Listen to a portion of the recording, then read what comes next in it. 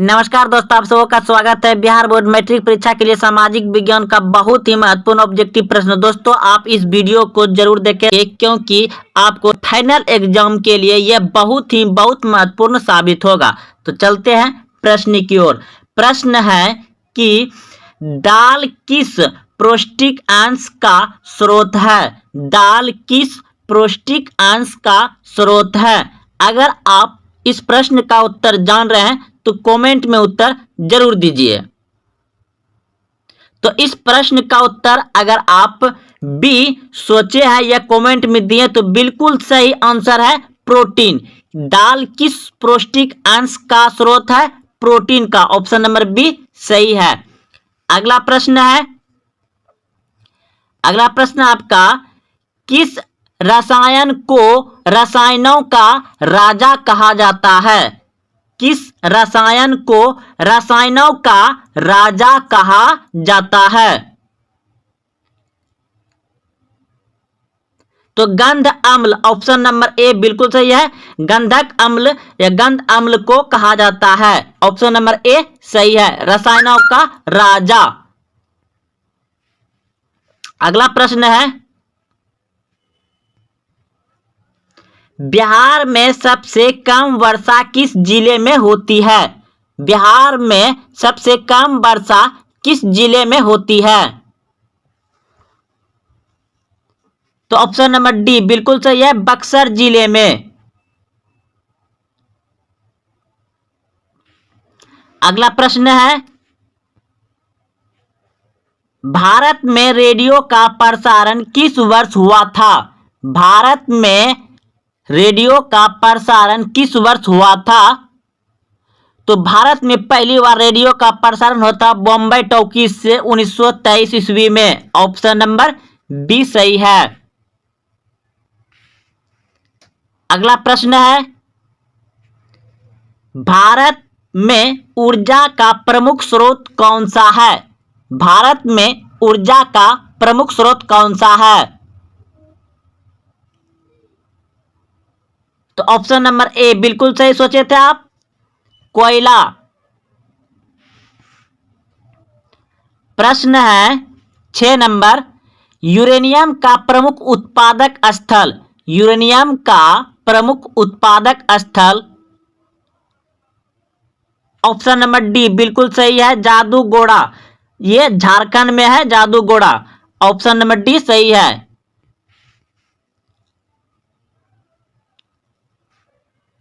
अगला प्रश्न है, भारत में स्पीड पोस्ट। भारत में स्पीड पोस्ट का शुभ आरंभ किस वर्ष हुआ?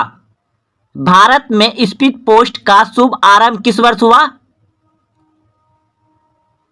ऑप्शन नंबर सी बिल्कुल सही, 1986 ईस्वी में। अगला प्रश्न है,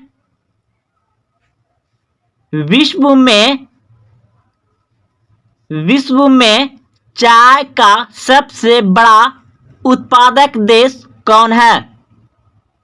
विश्व में चाय का सबसे बड़ा उत्पादक देश कौन है? तो दोस्तों, एनसीईआरटी के आधारित भारत देश है। एनसीईआरटी के आधारित भारत देश सही होगा। और अभी वर्तमान में चीन सबसे ज्यादा चाय उत्पादन करता है। तो आप भारत ही लगा दीजिए क्योंकि एनसीईआरटी आधारित है। अभी सिलेबस चेंज नहीं किया गया है तो इसे भी चेंज नहीं किया गया है। अगला प्रश्न है,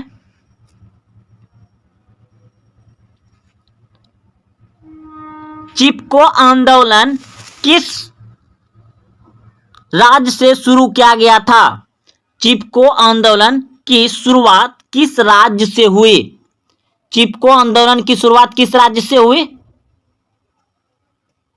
उत्तराखंड से। ऑप्शन नंबर बी बिल्कुल सही है, उत्तराखंड से हुआ था चिपको आंदोलन की शुरुआत। अगला प्रश्न है कि लोकतंत्र का सर्वोत्तम गुण क्या है? लोकतंत्र का सर्वोत्तम गुण क्या है? तो इस प्रश्न का उत्तर हो जाएगा आपका ऑप्शन नंबर डी बिल्कुल सही है, नागरिकों की गरिमा में वृद्धि। नागरिकों की गरिमा में वृद्धि लोकतंत्र है। ऑप्शन नंबर डी सही है। प्रश्न है सांप्रदायिक राजनीतिक आधारित होती है। सांप्रदायिक राजनीतिक आधारित होती है। तो इस प्रश्न का उत्तर क्या होगा? तो सांप्रदायिक राजनीतिक आधारित होती है धर्म पर। ऑप्शन नंबर ए बिल्कुल सही है, धर्म पर। अगला प्रश्न है योजना आयोग को भंग कर कौन सा आयोग बना? योजना आयोग को भंग कर कौन सा आयोग बना? तो NITI Aayog. Option number A बिल्कुल सही है। कौन सा आयोग बना? नीति आयोग बना। दोस्तों आप सभी जानते हैं कि योजना आयोग को भंग करके कौन सा आयोग बना? नीति आयोग बना। और नीति आयोग का अध्यक्ष प्रमुख कौन होता है? तो प्रधानमंत्री। जो जिस समय का प्रधानमंत्री रहेगा वह समय का उसका नीति आयोग का अध्यक्ष होता है। यानी अभी कौन है? तो Narendra Modi. Option number A इसका सही है। योजना आयोग को भंग करके कौन सा आयोग बना? नीति आयोग। अगला प्रश्न है भारतीय रिजर्व बैंक की स्थापना किस वर्ष हुई? भारतीय रिजर्व बैंक की स्थापना किस वर्ष हुई? तो इस प्रश्न का उत्तर हो जाएगा आपका ऑप्शन नंबर बी बिल्कुल सही है, 1935 ईस्वी में। अगला प्रश्न है राष्ट्रीय ग्रामीण रोजगार गारंटी योजना किस वर्ष या किस महापुरुष के नाम से पर है? प्रश्न है राष्ट्रीय ग्रामीण रोजगार गारंटी योजना किस महापुरुष के नाम पर है? दोस्तों आपको यही पूछ दिया जाएगा कि राष्ट्रीय ग्रामीण रोजगार गारंटी योजना कब से शुरू किया गया है? तो 1989 ईस्वी से। और किसके नाम पर है? Pandit Jawaharlal Nehru. Option number B सही हो जाएगा। अगला प्रश्न है राष्ट्रीय मानवाधिकार आयोग की स्थापना कब हुई? राष्ट्रीय मानवाधिकार आयोग की स्थापना कब हुई? तो इस प्रश्न का उत्तर हो जाएगा 1993 ईस्वी में। ऑप्शन नंबर ए सही है। यह बहुत बार क्वेश्चन पूछा गया है दोस्तों, आप इसे अच्छे से याद कर लें। ये तीनों प्रश्न अभी जो जस्ट तुरंत बताएं।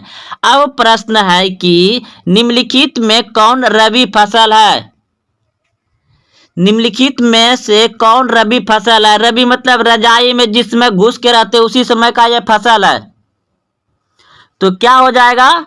यानी कि ठंडी के मौसम में हम लोग रजाई में रहते हैं ना, तो उसमें कौन सा फसल होता है? चना। यानी चना का झाड़ खाते हैं ना आप लोग, चना। अगले प्रश्न की ओर, रबी फसल था। अगला प्रश्न है यूरोपीय सभ्यता का पालना किस देश को कहा जाता है? यूरोपीय सभ्यता का पालना किस देश को कहा जाता है? तो इस प्रश्न का उत्तर हो जाएगा आपका ऑप्शन नंबर डी बिल्कुल सही है, यूनान को। ऑप्शन नंबर डी सही है। अगला प्रश्न है आपका चेका था। चेका क्या था? तो इस प्रश्न का उत्तर हो जाएगा ऑप्शन नंबर बी सही है दोस्तों। चेका क्या था? पुलिस दस्ता।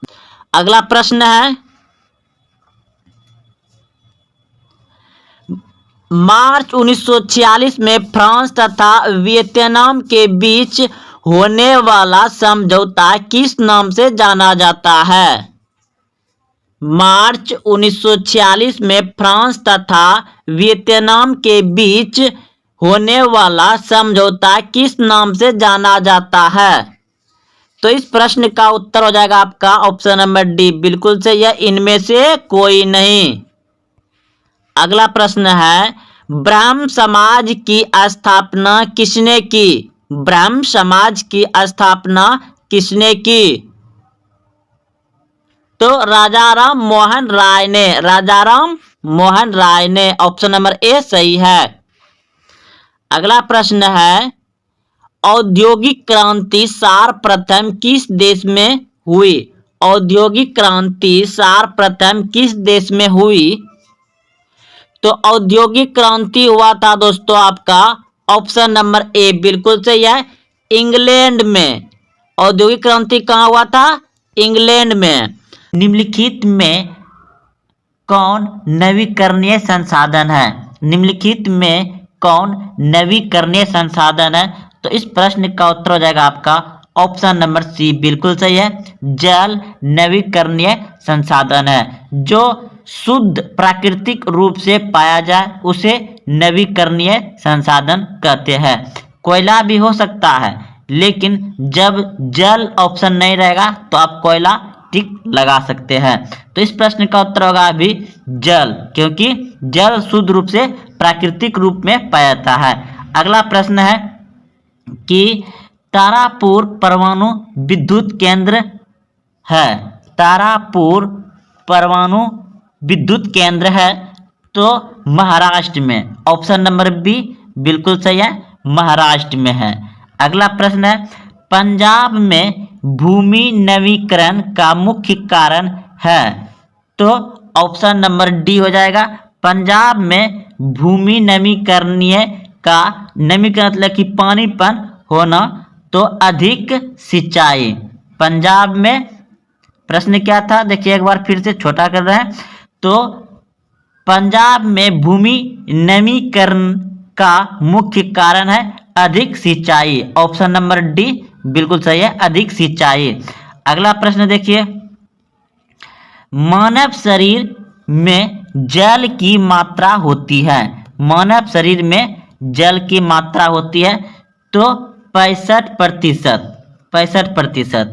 अगला प्रश्न है हीराकुंड बांध है। हीराकुंड बांध है तो उड़ीसा में है। ऑप्शन नंबर डी सही है। हीराकुंड बांध कहाँ है?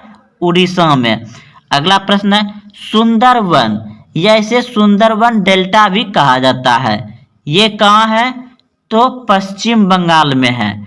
सुंदरवन डेल्टा कहाँ है? पश्चिम बंगाल में। यह सुंदरवन कहाँ है? पश्चिम बंगाल में। ऑप्शन नंबर बी सही है। द्वितीय पृथ्वी सम्मेलन कहाँ हुआ था? द्वितीय पृथ्वी सम्मेलन कहाँ हुआ था? तो इस प्रश्न का उत्तर हो जाएगा आपका न्यूयॉर्क में हुआ था। ऑप्शन नंबर ए सही है। अगला प्रश्न है किस राज्य में वनों का सबसे अधिक विस्तार है? किस राज्य में वनों का सबसे अधिक विस्तार है? तो इस प्रश्न का उत्तर हो जाएगा आपका मध्य प्रदेश। मध्य प्रदेश में वन अधिक है, जंगल झाड़ जिसे कहते हैं। अगला प्रश्न है पर्यावरण संरक्षण हेतु पहला विश्व शिखर सम्मेलन कहाँ हुआ था? तो इस प्रश्न का उत्तर हो जाएगा आपका ऑप्शन नंबर ए बिल्कुल सही है, स्टॉकहोम में। अगला प्रश्न है 1992 ईस्वी में पृथ्वी सम्मेलन कहाँ हुआ था? 1992 ईस्वी में पृथ्वी सम्मेलन कहाँ हुआ था? तो रियो डी जेनेरियो। प्रश्न धर्म की समुदाय का मुख्य आधार मानने वाला व्यक्ति को कहा जाता है? तो इस प्रश्न का उत्तर होगा आपका ऑप्शन नंबर बी बिल्कुल सही है, सांप्रदायिक कहा जाता है। अगला प्रश्न है सांप्रदायिक राजनीति किस धारणा पर आधारित है? सांप्रदायिक राजनीति किस धारणा पर आधारित है? तो एक धर्म दूसरे धर्म में श्रेष्ठ है। एक धर्म में दूसरे धर्म श्रेष्ठ है, यही सांप्रदायिक राजनीति की धारणा पर आधारित है। अगला प्रश्न है आपका भारत में मतदाता होने के न्यूनतम आयु क्या है? यानी भारत में वोट गिराने की उम्र क्या है? तो इस प्रश्न का उत्तर हो जाएगा आपका ऑप्शन नंबर सी बिल्कुल सही है, 18 वर्ष। अगला प्रश्न है निम्न में से कौन सी एक बात लोकतांत्रिक व्यवस्था के अनुरूप नहीं है? निम्न में से कौन सी एक बात लोकतांत्रिक व्यवस्थाओं के अनुरूप नहीं है? तो इस प्रश्न का उत्तर हो जाएगा आपका बहुसंख्यकों का शासन। ऑप्शन नंबर डी सही है। अगला प्रश्न है संघ सरकार का उदाहरण है। संघ सरकार का उदाहरण है तो अमेरिका। संघ सरकार का उदाहरण है अमेरिका। अगला प्रश्न है सत्ता में साझेदारी सही है क्योंकि? सत्ता में साझेदारी सही है क्योंकि ऑप्शन नंबर ए सही है, यह विविधता को अपने में समेट लेती है। अगला प्रश्न देखिए, सांप्रदायिक राजनीतिक आधारित होती है। सांप्रदायिक राजनीतिक आधारित होती है तो ए धर्म पर, किस पे होती है? धर्म पर। अगला प्रश्न है, भारतीय संविधान के अनुच्छेद 19 में देश के सभी नागरिकों को कौन सा मूल अधिकार दिया गया है? भारतीय संविधान के अनुच्छेद 19 में देश के सभी नागरिकों को कौन सा मूल अधिकार दिया गया है? तो इस प्रश्न का उत्तर होगा आपका ऑप्शन नंबर ए, बिल्कुल सही है, स्वतंत्रता का अधिकार दिया गया है। स्वतंत्रता का अधिकार दिया गया है अनुच्छेद 19। अगला प्रश्न है, अंतर्राष्ट्रीय महिला दिवस किस तिथि को मनाया जाता है? अंतर्राष्ट्रीय महिला दिवस किस तिथि को मनाया जाता है? तो इस प्रश्न का उत्तर होगा आपका ऑप्शन नंबर बी, बिल्कुल सही है, 8 मार्च को। सप्ताह में साझेदारी का अच्छा उदाहरण प्रस्तुत करने वाला राष्ट्र कौन सा है? सप्ताह में साझेदारी का अच्छा उदाहरण प्रस्तुत करने वाले राष्ट्र कौन सा है? तो इस प्रश्न का उत्तर हो जाएगा आपका ऑप्शन नंबर सी, बिल्कुल सही है, बेल्जियम। प्रश्न है, भारत में योजना आयोग के अध्यक्ष कौन थे? भारत में योजना आयोग के अध्यक्ष कौन थे? तो इस प्रश्न का उत्तर हो जाएगा प्रधानमंत्री। भारत में योजना आयोग के अध्यक्ष कौन होते हैं? प्रधानमंत्री होते हैं। अगर पूछ दिया जाए कि वर्तमान में योजना आयोग का अध्यक्ष कौन है, तो नरेंद्र मोदी होगा। लेकिन योजना आयोग को हटा करके अब इसी जगह नीति आयोग लाया गया है। तो चलते हैं अगले प्रश्न की ओर। प्रश्न है, इनमें से कौन एक बीमारू राज्य नहीं है? तो बिहार बीमारू राज्य है, मध्य प्रदेश बीमारू राज्य है, उड़ीसा बीमारू राज्य है और कर्नाटक यह नहीं है। तो यहाँ पूछ रहा था नहीं, तो इसलिए ऑप्शन नंबर सी सही है। तो इनमें से कौन एक बीमारू राज्य नहीं है? तो कर्नाटक बीमारू राज्य नहीं है। अगला प्रश्न है, ऊर्जा के मुख्य स्रोत क्या है? ऊर्जा के मुख्य स्रोत क्या है? तो कोयला, पेट्रोलियम, विद्युत, इनमें सभी। ऑप्शन नंबर डी सही है, इनमें सभी हो जाएगा। अगला प्रश्न है, निम्नलिखित में कौन बीमारू राज्य है? तो निम्नलिखित में कौन बीमारू राज्य है? तो इस प्रश्न का उत्तर हो जाएगा आपका ऑप्शन नंबर डी, बिल्कुल सही है, इसमें बीमारू राज्य है बिहार। ऑप्शन नंबर डी सही है। प्रश्न है कि योजना आयोग को भंग कर कौन सा आयोग बना? ये शुरू में ही बता चुके दोस्तों, कुछ ही देर में। योजना आयोग को भंग कर कौन सा आयोग बनाया गया है? तो इस प्रश्न का उत्तर हो जाएगा आपका ऑप्शन नंबर ए, बिल्कुल सही है, नीति आयोग बनाया गया है। योजना आयोग को भंग करके कौन सा आयोग बनाया गया है? NITI Aayog. Option number A सही है। अगला प्रश्न है, राष्ट्रीय विकास परिषद का गठन कब हुआ था? राष्ट्रीय विकास परिषद का गठन कब हुआ था? तो इस प्रश्न का उत्तर हो जाएगा आपका ऑप्शन नंबर सी, 1952 ईस्वी में। 1952 ईस्वी में हुआ था। बिहार की जनसंख्या 2011 की जनगणना के अनुसार कितनी है? तो इस प्रश्न का उत्तर हो जाएगा आपका ऑप्शन नंबर बी, बिल्कुल सही है। प्रश्न है, बिहार के विकास में एक बहुत बड़ी बाधा है। बिहार के विकास में एक बहुत बड़ी बाधा है। बाधा यानी कि रुकावट है, जो बिहार को आगे नहीं बढ़ने देता है। तो वह क्या है? बाढ़। बाढ़ से बिहार में बहुत हानि होता है, जान माल की हानि, गांव देहात पूरा बाढ़ में बह जाता है, रोड सड़क। तो इस प्रश्न का उत्तर आ गया बाढ़। अगला प्रश्न देखिए, प्रथम पंचवर्षीय योजना शुरू हुआ था? प्रथम पंचवर्षीय योजना शुरू हुआ था तो 1951 में। ऑप्शन नंबर सी सही है। अगला प्रश्न है, निम्न में कौन प्राथमिक क्षेत्र कहा जाता है? निम्न में कौन प्राथमिक क्षेत्र कहा जाता है? तो कृषि को प्राथमिक क्षेत्र कहा जाता है। कृषि, पशुपालन, ये सभी जो कि प्राथमिक क्षेत्र हैं। और द्वितीय क्षेत्र हो गया आपका उद्योग। द्वितीय क्षेत्र हो गया उद्योग। तृतीय क्षेत्र हो गया आपका सेवा। तृतीय क्षेत्र सेवा। तो आपका प्रश्न था निम्न में कौन प्राथमिक क्षेत्र कहा जाता है? तो कृषि और पशुपालन होगा। अगला प्रश्न है, बिहार में किसकी प्रधानता है? तो इस प्रश्न का उत्तर हो जाएगा आपका ऑप्शन नंबर कृषि। ऑप्शन नंबर डी बिल्कुल सही है, कृषि होगा। अगला प्रश्न है, रेल बजट को किस वित्तीय वर्ष में सामान्य बजट में समावेशित किया गया है? तो इस प्रश्न का उत्तर हो जाएगा आपका 2017-18 में। ऑप्शन नंबर डी सही है। प्रश्न है, रेल बजट को किस वित्तीय वर्ष में सामान्य बजट में समावेशित किया गया है? तो ऑप्शन नंबर डी सही है, 2017-18 में। अगला प्रश्न है, 12वीं पंचवर्षीय योजना की अवधि क्या है? 12वीं पंचवर्षीय योजना की अवधि क्या है?